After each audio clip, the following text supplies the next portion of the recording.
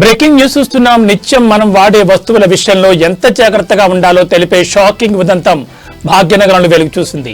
Branded కంపెనీల పేరుతో నకిలీ ఉత్పత్తులను విక్రయిస్తున్న భారీ ముఠాను Hyderabad CCS special crime team పట్టుకుంది. మనం రోజువారీ వాడే రెడ్ లేబుల్ టీ పొడి నుంచి సర్ఫ్ ఎక్సెల్ వరకు అన్ని నకిలీవే. ఈ దందాకు సంబంధించి జయరాం, కచ్చవ సురేంద్ర మరియు హనుమాన్ రామ్ అనే ముగ్గురు నిందితులను పోలీసులు అరెస్ట్ చేశారు. గోషామహల్, అఫ్జల్గంజ్, బేగం బజార్ వంటి రద్దీ ప్రాంతాల్లోని దుకాణాలకు ఈ ముఠా నకిలీ వస్తువులను సరఫరా చేస్తోంది.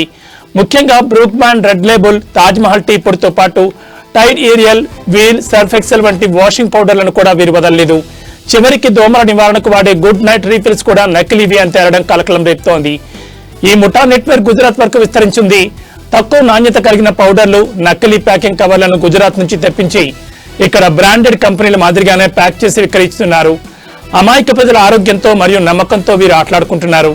హైదరాబాద్ పోలీసులు ఈ సందర్భంగా వినియోగదారులకు కీలక సూచనలు చేశారు.